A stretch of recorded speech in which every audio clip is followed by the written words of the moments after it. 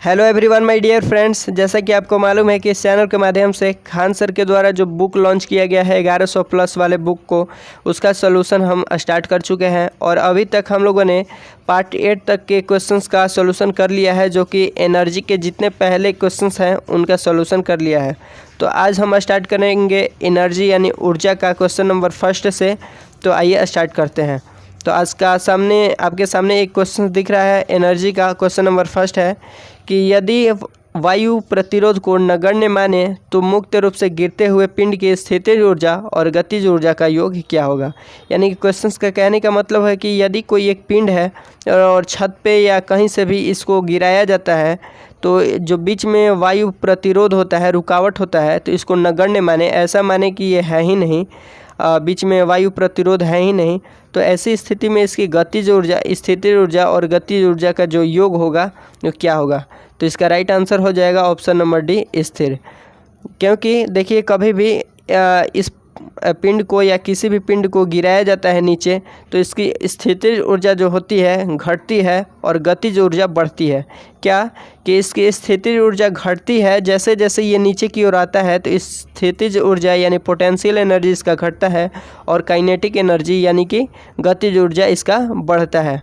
तो ये एक दूसरे के व्युत्क्रमानुपाती होता है और ऐसी स्थिति में जो वस्तु का जो यांत्रिकी ऊर्जा होता है या संचित ऊर्जा, तो सभी स्थिर रहता है, संचित रहता है, ये कोई चेंजिंग नहीं होता है। तो इसका राइट आंसर हो जाएगा ऑप्शन नंबर डी। क्योंकि एक बढ़ता है और एक घटता है, तो दोनों स्थिति में ये सेम ही रहता है। इसकी एनर्जी जो होती है टोटल यांत्रिकी ऊर्जा, ये संचित रहता है। तो इसका right answer option number D हो जाएगा, स्थिर। और इसके बेस पे स्थितिज ऊर्जा और गतिज ऊर्जा के बेस पे बहुत सारे क्वेश्चन न्यूमेरिकल में पूछ लिए जाते हैं। तो आप कमेंट करके कहते हैं तो मैं उन पर भी एक वीडियो बना दूंगा स्पेशल, जो कि यांत्रिक ऊर्जा और गतिज ऊर्जा के आधार पर बहुत सारे जो जितने भी क्वेश्चंस एग्जाम में पूछे जाते हैं वो सारे अवेलेबल रहेंगे उस वीडियो में। क्वेश्चन नंबर सेकेंड देखते हैं। क्वेश्चन नंबर सेकेंड है कि 2 मीटर लंबाई की एक समान चेन टेबल पर ऐसी रखी गई है कि लंबाई का 60 सेंटीमीटर टेबल के कोने से मुक्त रूप से लटकता है। तो चेन का कुल द्रव्यमान 4 kg है। तो टेबल पर पूरी चेन को खींचने हेतु किया गया कार्य क्या होगा। तो क्वेश्चंस को समझते हैं कि जैसे कि एक टेबल है, जैसे कि एक टेबल का पार्ट हो गया ये, और यदि टेबल पर एक ये चेन हो गया, तो टोटल इसकी लंबाई दिया गया है 2 मीटर। इसकी यहाँ से लेकर के यहाँ तक जो लंबाई है इसकी 2 मीटर है। और लटकता हुआ भाग यानी कि जो यहाँ से टेबल के नीचे यहाँ से यहाँ तक जो लटक रहा है, भाग जो लटक रहा है, इसका जो हाइट है 60 सेंटीमीटर है। तो जब आप मीटर में इसको चेंज कीजिएगा, तो चूँकि आपको मालूम है कि 100 सेंटीमीटर बराबर 1 मीटर होता है, तो 60 सेंटीमीटर बराबर हो जाएगा 0.6 मीटर। 0.6 मीटर। तो आप इसको 60 सेंटीमीटर को कन्वर्ट कीजिएगा तो 0.6 मीटर हो जाएगा इसका हाइट। किसका? तो लटकता हुआ भाग का। यदि और क्वेश्चन में दिया गया है कि 2 मीटर जो लंबाई है इस चेन का टोटल जो द्रव्यमान है 4 kg है। टोटल जो द्रव्यमान है 2 मीटर के लंबाई का जो चेन है, इसका द्रव्यमान है 4 kg। तो लटकता हुआ भाग का द्रव्यमान कितना होगा, यानी 0.6 मीटर का द्रव्यमान कितना होगा। तो इसके लिए हमें पहले 2 मीटर का दिया गया है 4 kg, तो 1 मीटर का कितना होगा, तो 2 kg हो जाएगा। इसका आधा जब कीजिएगा, 2 का आधा 1, तो 4 का आधा 2 हो जाएगा। तो 1 मीटर चेन की लंबाई जो हो जाएगा, द्रव्यमान हो जाएगा 2 kg हो जाएगा। तो इसलिए 0.6 मीटर का जब आप द्रव्यमान निकालिएगा, तो 0.6 इंटू 2 कीजिएगा, तो आपका हो जाएगा 1.2, यानी कि 1.2 kg।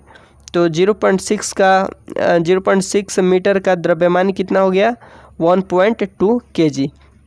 अब मेन पॉइंट यहाँ से ये है कि इसको देखिए, खींचने के लिए इस जो लटकता हुआ भाग है, जैसे कि ये चेन है टेबल पर और ये लटकता हुआ भाग है, तो ये लटकता हुआ भाग को खींचने के लिए या किसी भी वस्तु को खींचने के लिए हमें उसका द्रव्यमान के केंद्र पर बल लगाना होता है। द्रव्यमान के केंद्र पर यानी कि सेंटर ऑफ मास पर। तो जैसे कि आप एक कद्दू से समझ सकते हैं कि कद्दू को जैसे कि आपको उठाना है, तो कद्दू या कोहड़ा कहा जाता है। तो इसको उठाना है तो आपको सेंटर पर जब आप बल लगाते हैं तो टोटल जो ये कद्दू है ऊपर की ओर उठ जाता है। यहाँ से बात से आप समझ सकते हैं किसी भी वस्तु को यदि आप टांगना हो, खींचना हो तो उसके सेंटर ऑफ ग्रेविटी यानी द्रव्यमान के केंद्र पर आपको बल लगाने की आवश्यकता होती है। तो ये लटकता हुआ भाग जो है 0.6 मीटर, यहाँ से इसका हाइट जो है 0.6 मीटर है। तो आपको यानी कि सेंटर पर बल लगाना है, यहाँ बल लगाना है। तो जहाँ मार्क दे रहे हैं सामने देखिए कि यहाँ बल लगाना है। तो यहाँ आपका आधा जो हाइट हो जाएगा, क्योंकि नीचे आधा पार्ट हो जाएगा, ऊपर आधा पार्ट हो जाएगा, और टोटल का जो हाइट है 0.6 मीटर है।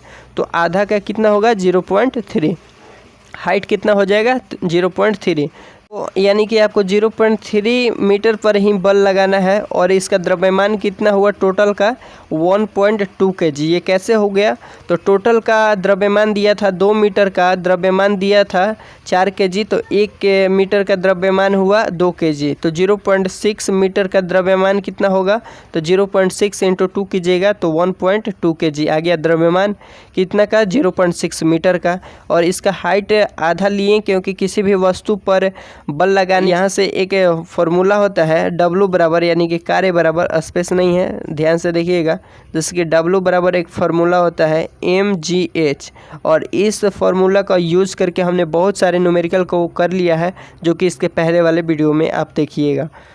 तो देखिए वर्क बराबर हो गया mgh, और m का मान कितना आया था हमारा 0.3, क्योंकि आधे पर बल लगाना था तो 0.3 हो गया। और g का मान आप रखिएगा, छोड़िए यहाँ नहीं, हम नीचे लिखते हैं। तो mgh ये है, तो mgh है, तो m का मान 0.3 हुआ था, लटकता हुआ भाग का आधा 0.3। g का मान आपको मालूम है कि 10 लेना होता है, या 9.8 भी ले सकते हैं। तो g और h का मान कितना लेंगे? तो हाइट इसका हुआ था m के स्थान पर देखिए 1.2 kg लिखना है, या गुना में इधर लिखिए या उधर लिखिए, कोई दिक्कत नहीं है। लेकिन हाइट का मान ये है 0.3, g का मान 10 है, m का मान कितना होगा 1.2, यानी कि m हो गया ये m × g और × h, इन तीनों को मल्टीप्लाई आप कीजिएगा 0.3 × 10 × 1.2 को, तो टोटल आपका जो राइट आंसर आ जाएगा ऑप्शन नंबर सी आ जाएगा 3.6 जूल, 3.6 जूल। और इसका सॉल्यूशन यदि आप यूट्यूब पर दूसरे वीडियो में भी देखते हैं तो इसका सॉल्यूशन बहुत सारे मैंने वीडियो में देखा कि 7.2 जूल बताया गया है, जो कि बिल्कुल गलत है। तो आशा करता हूं कि आप समझ चुके होंगे कि इसका 0.6 जूल कैसे होगा, और समझने में थोड़ी भी परेशानी हुई होगी तो आप वीडियो को पीछे करके एक बार फिर से देख सकते हैं। तो आशा करता हूं कि ये क्वेश्चन आपको समझ में आ गया होगा। क्वेश्चन नंबर 3 की ओर बढ़ते हैं। क्वेश्चन नंबर आपका 3 है कि जब आप एक रबड़ बैंड खींचते हैं तो हस्तांतरित ऊर्जा डैश डैश डैश के रूप में संग्रहित होती है। यानी कि जब आप एक रबड़ बैंड है, जैसे कि एक रबड़ बैंड हो गया, जब आप इसको इधर की ओर बल लगाते हैं तो ये इस शेप में आ जाएगा। रबड़ है तो इसमें खिंचावट होगी ही, जब ये खींचिएगा इधर तो यहाँ क्या आ जाएगा, इसका पोटेंशियल एनर्जी यानी स्थितिज ऊर्जा। तो इसी को पूछा गया है कि हस्तांतरित ऊर्जा डैश डैश डैश के रूप में संग्रहित होगी, यानी कि हाथ द्वारा जो बल लगाइएगा आप, इसमें स्टोर होगा जो ऊर्जा एनर्जी जो स्टोर होगा वो किस रूप में होगा। तो इसका राइट आंसर हो जाएगा आपका ऑप्शन नंबर ए, यानी कि स्थितिज ऊर्जा आपका राइट आंसर हो जाएगा, पोटेंशियल एनर्जी। या आप कह सकते हैं कि इस तरह के क्वेश्चन जैसे कि 2-3 तरह हम देखते हैं, क्योंकि क्वेश्चन हूबहू नहीं आता है एग्ज़ाम में, अगल बगल दाएं बाएं से क्वेश्चन पूछे जाते हैं। जैसे कि एक और क्वेश्चन इसी के आधार पर समझते हैं कि ये तो धनुष वाला था। जैसे कि एक पेंडुलम है, ये घड़ी आप देखते हैं, घड़ी में एक पेंडुलम लटका रहता है, तो ये पेंडुलम हो गया। तो पेंडुलम की स्थितिज ऊर्जा कहाँ अधिकतम होती है?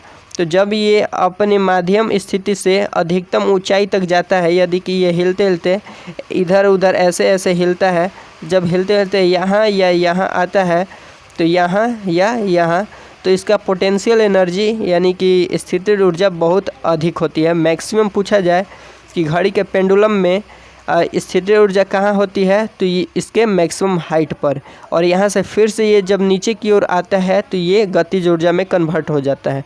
या आप कह सकते हैं कि एक स्प्रिंग होता है, जैसे कि ये स्प्रिंग है, और स्प्रिंग को जब दाब दिया जाता है, इस पर प्रेशर दिया जाता है, तो ये शेप में परिवर्तन होता है, इसका आकार छोटा हो जाता है।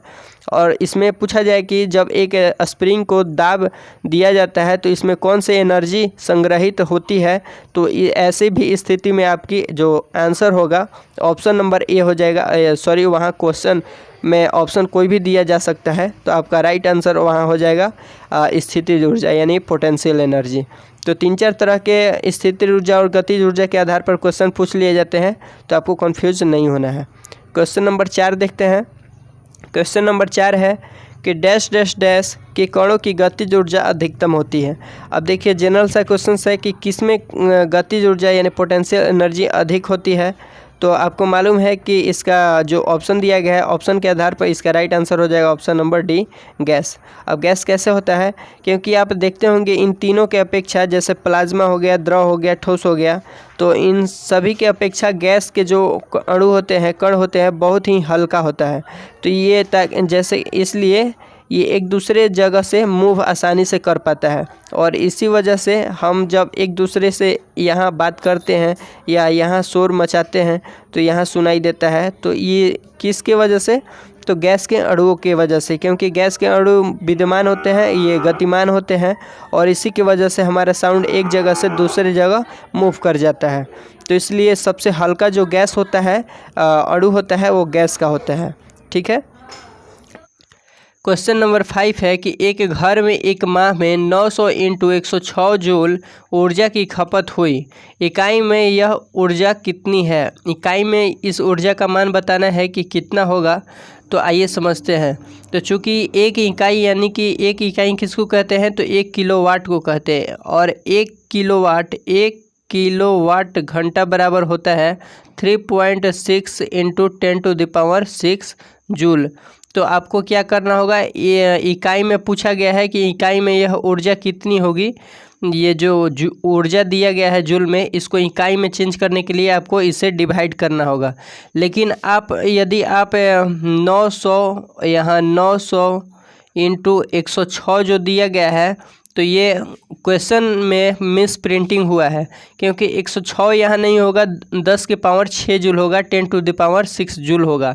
यहाँ से मिस प्रिंटिंग हो गया है। 10⁻⁶ सब जब आप 6 जूल रखिएगा तो 10⁶ जूल, और इसमें जब आप 3.6 × 10⁶ जूल से डिवाइड कीजिएगा, क्योंकि आपको इकाई में बदलना है, तो यहाँ 10⁶ से 10⁶ कट जाएगा, और 900 बटे में 36 होगा। तो 900 और इंटू जो पॉइंट ये हटेगा तो ऊपर में 10 से गुना हो जाएगा, बटे में 36 हो जाएगा। और जब इसको आप काटिएगा तो टोटल इसका जो मान आएगा 250 के बराबर आ जाएगा, यानी 250 इकाई आ जाएगा। यदि किसी भी क्वेश्चंस में अगर इकाई में दिया रहे, आपको ऊर्जा में कन्वर्ट करने के लिए कहे, इकाई में कोई मान दिया रहे और ऊर्जा में कन्वर्ट करने के लिए बोले, तो आपको 3.6 × 10⁶ जूल से ये गुना कर देना चाहिए। लेकिन आपको यहाँ इकाई में चेंज करना है, तो इसलिए 3.6 × 10⁶ जूल से आपको भाग करना होगा। और यहाँ क्वेश्चन में मिस प्रिंटिंग है, ध्यान दीजिएगा, नहीं तो इसका 250 आंसर नहीं आएगा। तो 10⁶ जूल यहाँ होगा। क्वेश्चन नंबर 6 है कि जब एक संपीड़ित स्प्रिंग को छोड़ा जाता है तो अपनी स्थितिज ऊर्जा को बदल लेता है। देखिए स्प्रिंग वाला बात आ गया कि जब एक स्प्रिंग को, जैसे कि एक स्प्रिंग है, इसको दबा करके इसको छोड़ा जाता है, तो जैसे दबा दिए तो इसका शेप ऐसे छोटा हो गया, हाइट इसका कम हो गया। तो जब यहाँ से फिर से छोड़ेंगे तो ये क्या होगा, फिर ऊपर की ओर अपने शेप में आने की कोशिश करेगा। तो जैसे कि इसकी गतिज ऊर्जा बढ़ जाती है, तो इसका राइट आंसर हो जाएगा गतिज ऊर्जा, ऑप्शन नंबर डी। तो समझ चुके होंगे कि किसी भी स्प्रिंग को जब दाब दिया जाता है, नीचे की ओर प्रेशर दिया जाता है, तो जब इसको छोड़ते हैं तो वापस यह अपने स्टेप में आने की कोशिश करता है, जिसकी वजह से इसकी गतिज ऊर्जा, स्थितिज ऊर्जा जो है, स्थितिज ऊर्जा गतिज ऊर्जा में बदल जाती है। ठीक है। क्वेश्चन नंबर 7 देखते हैं, और कहीं भी यदि थोड़ी सी मिस्टेक होगी तो उसको इग्नोर करके चलिएगा आप। क्वेश्चन नंबर 7 है कि एक वस्तु की स्थितिज ऊर्जा में इसके डैश डैश डैश के साथ वृद्धि होती है। तो इसका राइट आंसर हो जाएगा आपका ऑप्शन नंबर बी, ऊंचाई। कैसे, क्योंकि देखिए कि एक छोटा सा ये स्प्रिंग है, ये छोटा सा स्प्रिंग है, और एक ये बड़ा सा स्प्रिंग है। ठीक है, इसकी हाइट जो है पहले वाले की अपेक्षा अधिक है। तो इसकी हाइट अधिक है, तो पूछा जाएगा कि इसमें इसकी स्थितिज ऊर्जा अधिक होगी कि इसमें स्थितिज ऊर्जा अधिक होगी।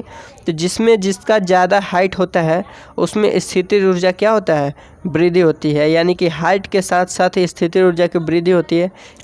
नेक्स्ट क्वेश्चन है कि बांध में संग्रहित पानी में कौन सी ऊर्जा होती है। जो कि बांध होता है, जैसे कि एक बांध हो गया, ये बांध हो गया, बांध के इस तरफ पूरा पानी स्टोर रहता है और जैसे ही बांध को ऊपर की ओर उठाया जाता है तो देखते हैं कि बहुत तेज़ी से ये पानी फ्लो होने लगता है। तो यहाँ जो फ्लो होने से पहले जब बांध लगा करके बना करके इस पानी को स्टोर करके रखा जाता है तो यहाँ कौन सी एनर्जी, कौन सी ऊर्जा संचित रहती है, तो उसी को पूछा गया है। तो इस स्थिति में आपका राइट आंसर हो जाता है ऑप्शन नंबर ए, यानी कि स्थितिज ऊर्जा। इस स्थिति में स्थितिज ऊर्जा स्टोर रहती है। देखिए इसका सिंपल सा लॉजिक है कि किस स्थिति में स्थितिज ऊर्जा स्टोर रहता है, किस स्थिति में गति ऊर्जा। तो चलते हुए वस्तु के बारे में पूछा जाए, यदि गति हो रहा है किसी वस्तु में तो उसमें गतिज ऊर्जा का मान अधिक होगा।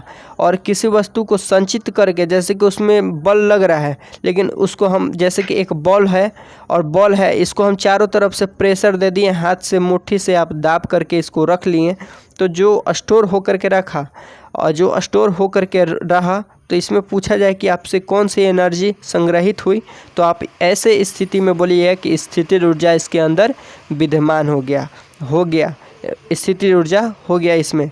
क्योंकि गतिज ऊर्जा मूव करता है तब होता है, स्थितिज ऊर्जा जब किसी को बांध करके ज़बरदस्ती उस पर फोर्स लगा करके उसको रखा जाता है, तब वैसी स्थिति में स्थितिज ऊर्जा की बात हो जाती है। तो आप यहाँ से समझ सकते हैं। क्वेश्चन नंबर अब 9 देखते हैं। क्वेश्चन नंबर 9 है कि एक गतिशील वस्तु अनिवार्य रूप से डैश डैश डैश प्राप्त करती है। एक गतिशील वस्तु के बारे में बात कहा गया है और इसके पहले भी हमने चर्चा किया कि कोई भी गतिशील जो वस्तु होगा, गतिशील वस्तु, तो उसमें क्या विद्यमान होता है, क्या अनिवार्य रूप से प्राप्त होता है। तो उसमें तो गतिशील वस्तु में हमेशा गतिज ऊर्जा प्राप्त होता है। तो आपका राइट आंसर हो जाएगा 9 का option number A. Question number 10 देखते हैं कि एक कार उच्च गति 14 सेकेंड चल रही है, तो यह किस ऊर्जा से युक्त होती है। तो इसका 10 का आपका आंसर हो जाएगा ऑप्शन नंबर डी, यानी कि गतिज ऊर्जा। अब इसको क्वेश्चंस को समझते हैं, ज़्यादा कुछ है नहीं। क्वेश्चन है कि देखिए एक कार है उच्च गति से, तो गति से जब चल ही रहा है तो इसमें किस ऊर्जा का युक्ति होगा। तो गतिज ऊर्जा का सिंपल सी बात है, तो इसमें समझने की कोई बात नहीं है। अब यहाँ स्पीड जो रहे या एस जो दिया रहे, ये चल रही है, ये गति यानी स्पीड है, तो 14 स्पीड से चल रही है। एस कहने का मतलब ये स्पीड है। तो कोई भी स्पीड से चले, हमें स्पीड से कोई मतलब नहीं है, बस उसका स्पीड होना चाहिए और वो गति यानी मूव करता रहना चाहिए। तो उसमें क्या होगा, गतिज ऊर्जा आपका राइट आंसर हो जाएगा। तो इसकी स्थिति इसका right answer option number D हो गया। क्वेश्चन नंबर 11 देखते हैं। क्वेश्चन नंबर 11 है कि निम्नलिखित में से कौन सी ऊर्जा सदैव धनात्मक होती है। तो 11 का आपका राइट आंसर हो जाएगा ऑप्शन नंबर बी, गतिज ऊर्जा यानी कि काइनेटिक एनर्जी। तो क्योंकि इस क्वेश्चन में है नहीं कुछ स्थितिज ऊर्जा होगा, कहे नहीं गतिज ऊर्जा क्यों होगा, क्योंकि गतिज ऊर्जा कभी भी सदैव धनात्मक होती है। क्योंकि यहाँ से चल रहा है, फिर चला, फिर चला, फिर चला, तो इस तरह से जब ये बढ़ता जाता है, चाहे इसका स्पीड कम हो, अधिक हो, कम हो, अधिक हो, तो ये हमेशा धनात्मक होता है, बढ़ते जाता है। तो इसलिए इसका right answer option number B हो जाएगा। 12 नंबर क्वेश्चन देखते हैं कि ऊर्जा की व्यावसायिक इकाई डैश डैश डैश है। व्यावसायिक इकाई, तो इसका राइट आंसर हो जाता है ऊर्जा का लेकिन किलोवाट घंटा, यानी कि kWh, या आपको इंग्लिश में लेटर भी दे करके पूछा जा सकता है, क्या होगा, तो kWh हो जाएगा। इसका right answer option number A हो जाएगा, किलोवाट घंटा। अब 1 किलोवाट घंटा बराबर कितना होता है, बेसिक पॉइंट है, बार बार पूछा जाता है, तो इसको भी आप याद रख लीजिए। 1 kWh यानी 1 किलोवाट घंटा बराबर होता है 3.6 × 10⁻6 जूल, 10⁻6 जूल। 1 किलोवाट घंटा बराबर 3.6 × 10⁻6 जूल होता है। ये भी एक इम्पॉर्टेंट पॉइंट है, ठीक है। क्वेश्चन नंबर 13 देखते हैं। क्वेश्चन नंबर 13 है कि 8 kg भार वाली लोहे की गेंद और 3 kg भार वाली एल्युमिनियम की गेंद 20 मीटर की ऊंचाई से गिराई जाती है, तो भूमि से 10 मीटर की ऊंचाई पर उनमें निम्नलिखित में से कौन सी राशि समान होगी। तो देखिए वो द्रव्यमान तो अलग अलग है, सॉरी इसका भार तो अलग अलग है, लेकिन भार पर तो डिपेंड होगा, लेकिन इसकी ऊंचाई पर डिपेंड हमें नहीं होता है। तो ऊंचाई चाहे 20 की जगह पे 40 हो, 50 हो, कोई भी हो, लेकिन जब इसकी आधा दूरी पर पूछा जाए यानी कि 40 दिया रहे तो इसका 20 मीटर की ऊंचाई पर पूछा जाए कि कौन सी समान होती है, कौन सी राशि समान होती है, तो ऐसी स्थिति में या इसका भार भी यहाँ अलग अलग दिया जा सकता है। एक ही वस्तु है लेकिन इसका भार अलग अलग भी दिया जा सकता है, तो इस पर डिपेंड नहीं करता है। तो इसका इस तरह से क्वेश्चन जो भी रहे उसका राइट आंसर हो जाएगा आपका ऑप्शन नंबर बी, त्वरण। ठीक है, ज़्यादा आप समझ रहे होंगे, इसको एक्सप्लेन करने की ज़्यादा ज़रूरत नहीं है। क्वेश्चन नंबर 14 देखते हैं। क्वेश्चन नंबर 14 है कि एक संपीड़ित स्प्रिंग में डैश डैश डैश ऊर्जा होती है। और देखिए इस तरह के क्वेश्चंस हमने ऊपर भी किया था और आप डायरेक्ट इसका आंसर बता सकते हैं कि एक संपीड़ित स्प्रिंग में कौन सी ऊर्जा संग्रहित होती है या कौन सी ऊर्जा होती है, कौन सी ऊर्जा विद्यमान होती है, कुछ भी पूछा जाए तो इसका राइट का आंसर हो जाएगा आपका ऑप्शन नंबर ए, स्थितिज ऊर्जा। ठीक है, 15 नंबर क्वेश्चन है कि किसके अनुरूप वस्तु की गतिज ऊर्जा की वृद्धि होती है। मतलब किसके अनुरूप, यानी कि मतलब गतिज ऊर्जा जब बढ़ता है तो क्या बढ़ता है, तो क्या बढ़ता है, घर्षण बढ़ता है, समय बढ़ता है, गति बढ़ता है, द्रव्यमान बढ़ता है। तो 15 का सिंपल सा आपका आंसर है ऑप्शन नंबर डी, क्योंकि गतिज ऊर्जा में हमेशा गति होता है और गतिज ऊर्जा बढ़ेगा तो गति बढ़ेगा ही। तो राइट आंसर आपका ऑप्शन नंबर डी हो जाएगा। क्वेश्चन नंबर 16 देखते हैं। गतिशील वस्तु की इस गतिज ऊर्जा यानी कि काइनेटिक एनर्जी किस पर निर्भर करती है। तो गतिशील ऊर्जा जो होता है, गति होने के लिए उसको क्या क्या चाहिए, किस पर निर्भर होता है, किस पर डिपेंड होता है। तो 16 का आपका राइट आंसर हो जाएगा ऑप्शन नंबर डी, यानी द्रव्यमान और वेग। यदि द्रव्यमान और वेग पर इसलिए डिपेंड करता है क्योंकि यदि एक द्रव्यमान ये है और एक द्रव्यमान ये है तो इस द्रव्यमान पर हमें अधिक बल लगाने की आवश्यकता होगी और अधिक बल लगाएंगे तो इसका वेग अधिक होगा। लेकिन ये छोटा सा यदि पिंड है तो इस पर हम कम ही बल लगाएंगे तो ये मूव कर जाएगा, और कम बल लगाएंगे, कम मूव करेगा तो इसका वेग भी कम होगा बड़े की अपेक्षा। तो इसलिए इसका राइट आंसर हो जाएगा ऑप्शन नंबर डी कि कोई भी गतिशील गतिज ऊर्जा यानी गतिज ऊर्जा जो होती है काइनेटिक एनर्जी हमेशा द्रव्यमान और वेग पर डिपेंड करता है कि उसका वेग कितना है, द्रव्यमान कितना है, उसी के अनुसार गतिज ऊर्जा भी बढ़ता है घटता है। 16 के बाद 17 नंबर देखते हैं। 17 नंबर है कि किसी जल विद्युत गृह में विद्युत ऊर्जा में परिवर्तन होने वाली ऊर्जा कौन सी है। यानी कि जब भी जल विद्युत यानी कि इलेक्ट्रिकल जो हाउस होता है वहाँ बात किया जा रहा है कि विद्युत ऊर्जा में परिवर्तन होने वाली ऊर्जा कौन सी है, तो वहाँ स्थितिज ऊर्जा होती है कि गतिज ऊर्जा होती है कि यांत्रिक ऊर्जा या ऊष्मीय ऊर्जा। तो 17 का आपका राइट आंसर हो जाएगा ऑप्शन नंबर डी, क्योंकि गतिज ऊर्जा होती है। क्योंकि जब ये स्टोर करके रखने की बात नहीं कहा जा रहा है, कहा जा रहा है कि जल विद्युत गृह में विद्युत ऊर्जा में परिवर्तन होने वाली ऊर्जा कौन सी है, तो गतिज ऊर्जा। क्योंकि जैसे कि एक बांध हो गया, यहाँ पानी स्टोर है तो इसमें तो स्थितिज ऊर्जा है ही। जब लेकिन इसको फ्लो किया जाता है, देखिएगा जहाँ बांध पर पानी बहता रहता है तो वहीं से विद्युत का निर्माण होता है, न कि यहाँ दिया बांध बना दिए, पानी स्टोर करके रखे हुए हैं तो पानी फ्लो होगा ही नहीं, तो यहाँ विद्युत का निर्माण नहीं होगा।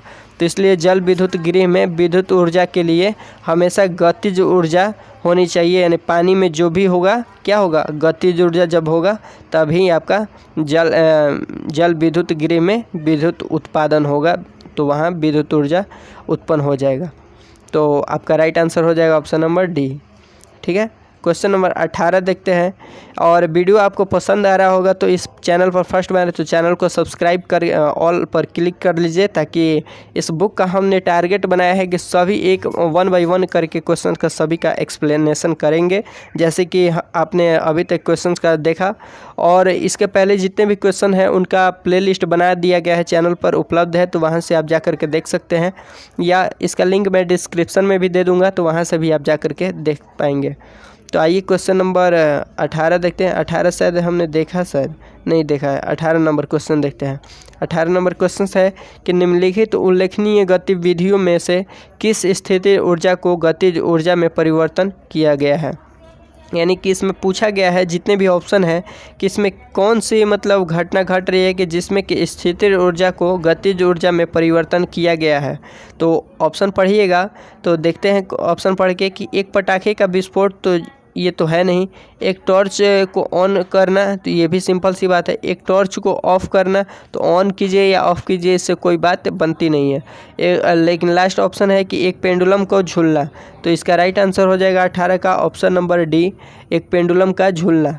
क्योंकि ऐसी स्थिति में देखते हैं कि एक स्थिर ऊर्जा, जैसे कि मैंने पेंडुलम का बात किया था इसके पहले वाले भी क्वेश्चन में शुरुआती दौर में, कि जैसे एक पेंडुलम है और पेंडुलम जब इधर से उधर मूव करता है, इधर से उधर मूव करता है, तो जब ये यहाँ से जाता है, यहाँ मतलब मैक्सिमम हाइट पर जाता है और फिर से यहाँ नीचे की ओर आने की कोशिश करता है, तो इस स्थिति में क्या होती है कि स्थिर ऊर्जा तो यहाँ हाई होता है लेकिन गतिज ऊर्जा कम होता है। सबसे कम कहाँ होता है? मैक्सिमम हाइट पर, जहाँ गतिज ऊर्जा सबसे अधिक होती है वहीं स्थिर ऊर्जा जहाँ सबसे अधिक होती है वहीं गतिज ऊर्जा सबसे कम होती है।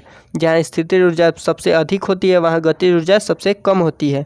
और जहाँ से स्थिर ऊर्जा चलने के लिए कोशिश करता है तो इसका गतिज ऊर्जा बढ़ने लगता है और इसकी स्थिर ऊर्जा घटने लगती है।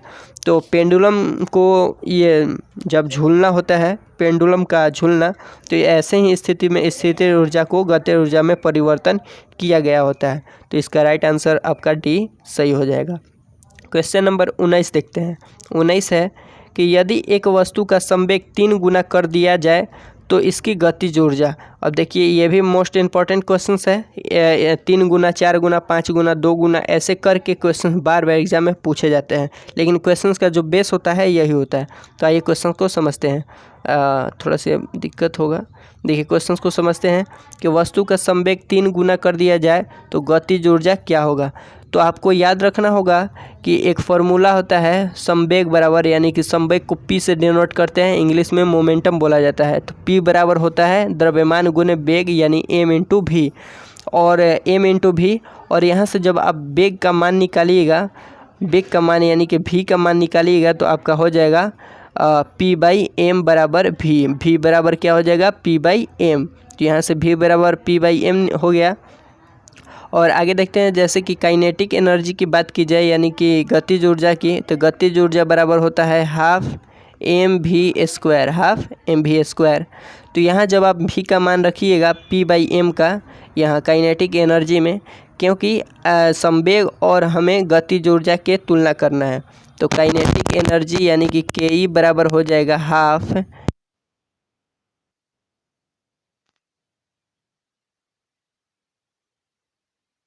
एम है, पी बाई एम है।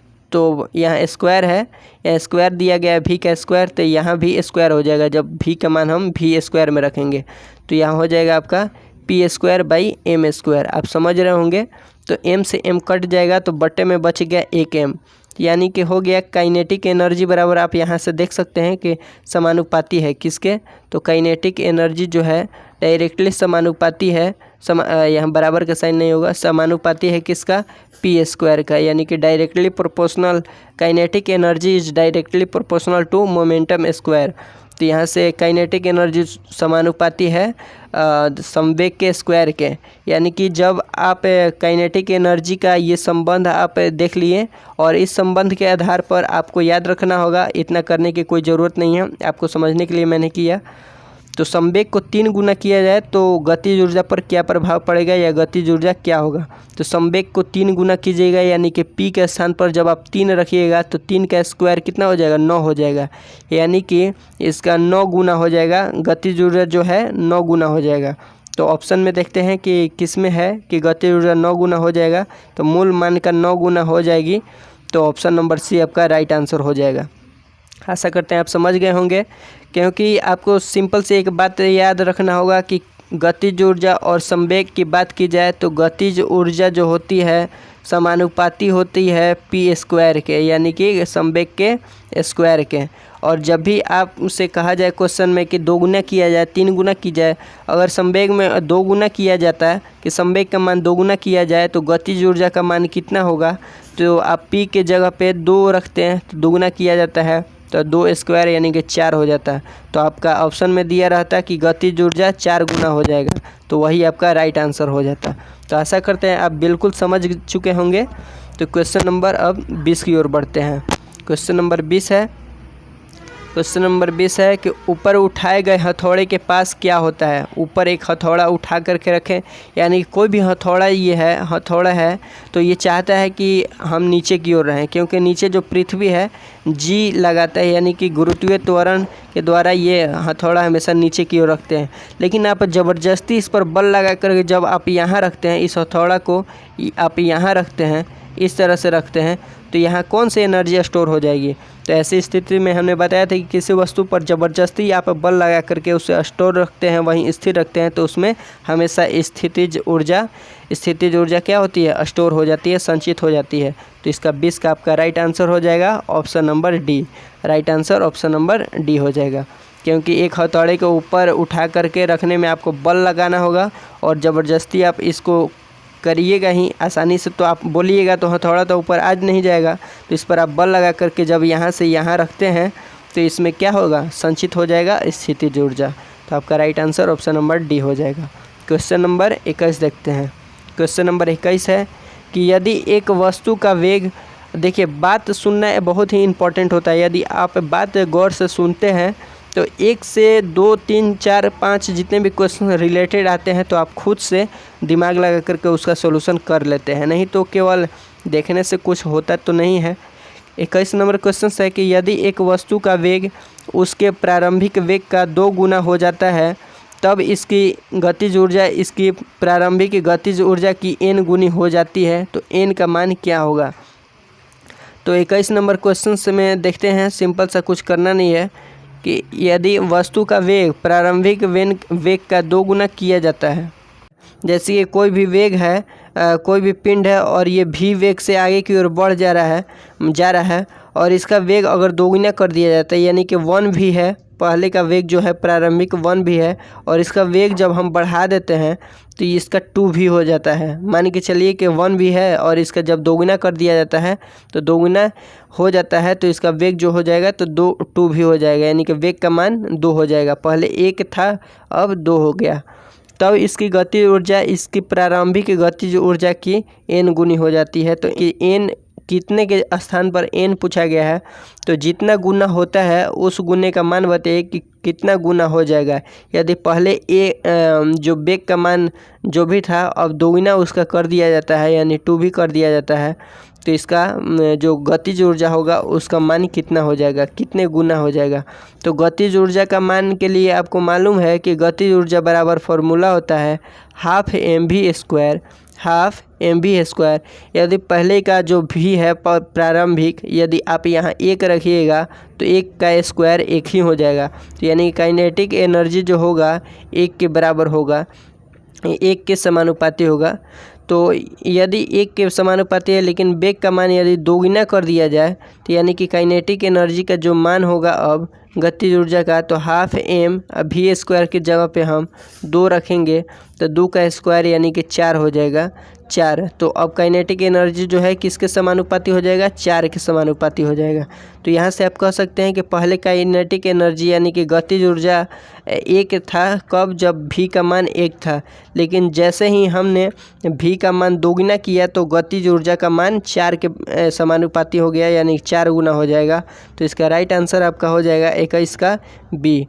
तो इसमें मेन भूमिका निभाता है काइनेटिक एनर्जी का फॉर्मूला के ई, यानी के ई बराबर हाफ एम वी स्क्वायर, आपको याद रखना होगा। यदि कहा जाए इसी प्रकार का क्वेश्चन, जैसे कि एक और क्वेश्चन लेते हैं कि एक क्वेश्चन है कि कोई भी वस्तु चल रहा है अपने प्रारंभिक वेग से और उसका वेग जो है 4 गुना कर दिया जाता है, तो इसका वेग प्रारंभिक वेग की तुलना में कितना अधिक हो जाएगा, यानी कितना गुना हो जाएगा इसका गतिज ऊर्जा।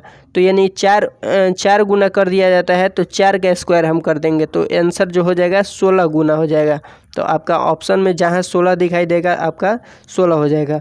यदि 10 गुना कर दिया जाता है तो 10 का आप स्क्वायर रख लीजिएगा, तो 10 का स्क्वायर कीजिएगा तो 10 का स्क्वायर हो जाएगा आपका 100, यानी कि काइनेटिक एनर्जी पहले की अपेक्षा गतिज ऊर्जा जो है पहले की अपेक्षा 100 गुना हो जाएगा।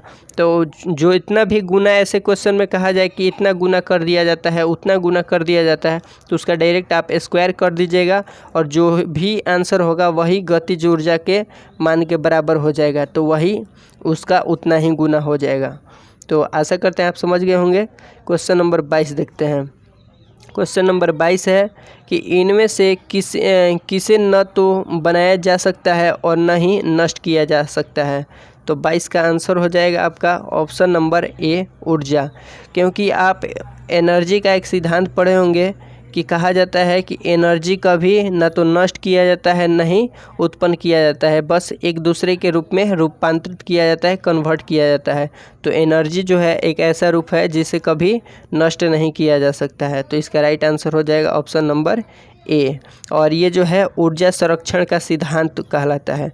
पूछा जा सकता है आपसे कि ऊर्जा न तो बनाया जाता है और न ही नष्ट किया जाता है, यह किस सिद्धांत में कहा गया है। तो ऊर्जा का संरक्षण सिद्धांत, जल का संरक्षण सिद्धांत, द्रव्यमान का संरक्षण सिद्धांत, इस तरह से भी आपसे क्वेश्चन पूछा जा सकता है। तो आपका उस समय आंसर जो हो जाएगा ऊर्जा का संरक्षण सिद्धांत हो जाएगा। क्योंकि ऊर्जा संरक्षण सिद्धांत के तहत कहा जाता है कि ऊर्जा को न तो बनाया जाता है न ही नष्ट किया जाता है, यह एक दूसरे के रूप में रूपांतरित किया जाता है। तो इसका right answer option number A हो गया 22 का। नेक्स्ट क्वेश्चन देखते हैं।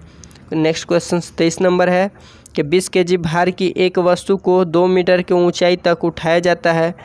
उस वस्तु पर गुरुत्वाकर्षण बल द्वारा किया गया कार्य कितना होगा। यानी कि W यानी वर्कडन का मान निकालना है कि किया गया कार्य कितना होगा जब 20 kg के भार को आप 2 मीटर के ऊपर उठाते हैं। तो इसके लिए देखिए एक फार्मूला होता है W बराबर mgh। यानी कि जब भी हाइट की बात की जाए, आपसे हाइट का मान दिया रहा है उसमें कार्य पूछे, तो इसका सिंपल सा लॉजिक है कि W बराबर डायरेक्ट आप mgh लिखिएगा और W का मान आपका आ जाएगा। m का मान 20 kg, g का मान आपको 10 ले लेना होता है और अगर पॉइंट में आंसर दिया रहता है तो हमें 9.8 लेना होता है।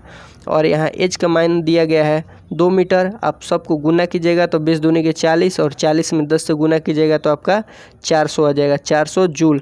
क्योंकि कार्य का ऐसा ही मात्रक होता है जूल, तो आपका राइट आंसर हो गया 400 जूल, यानी ऑप्शन नंबर ए। तो इसका ऑप्शन नंबर ए आपका राइट आंसर हो जाएगा। समझ गए होंगे W बराबर mgh, W बराबर mgh। 24 देखते हैं।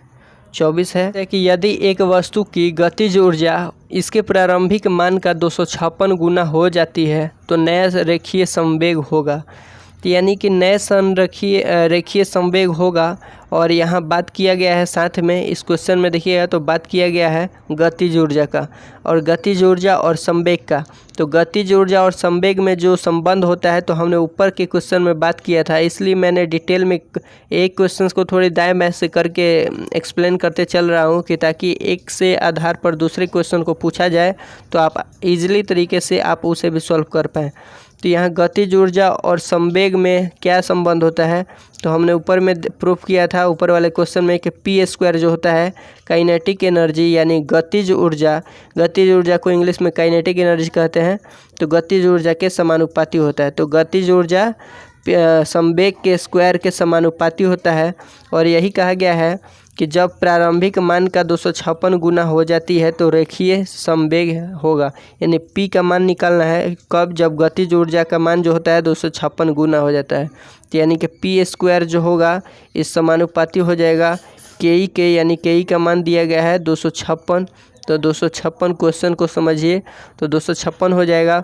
और जब p² में है तो ये स्क्वायर जो है इधर अंडर रूट आएगा तो p का मान हो जाएगा √256 और √256 का मान होता है 16।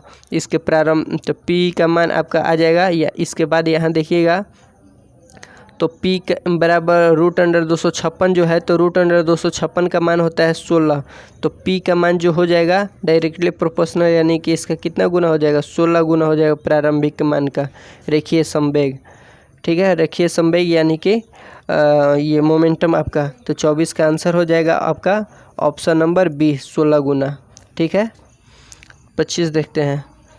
25 नंबर क्वेश्चन है कि गतिज ऊर्जा किसके बराबर है। गतिज ऊर्जा बराबर क्या होता है, तो देखिए बार बार एक ही क्वेश्चन को क्या पढ़ना है, तो डायरेक्ट इसका आपका आंसर हो जाएगा option number A, half mv²। क्योंकि मैंने ऊपर में एक्सप्लेन किया था काइनेटिक एनर्जी बराबर यानी कि गतिज ऊर्जा बराबर होता है हाफ mv², तो हाफ mv² आपका ऑप्शन नंबर ए है। तो आशा करते हैं कि इतने देर में हम लोगों ने 25 नंबर जितने भी क्वेश्चंस किए 25 तक के, 1 से लेकर 25 तक, तो आपको बिल्कुल समझ में आया होगा।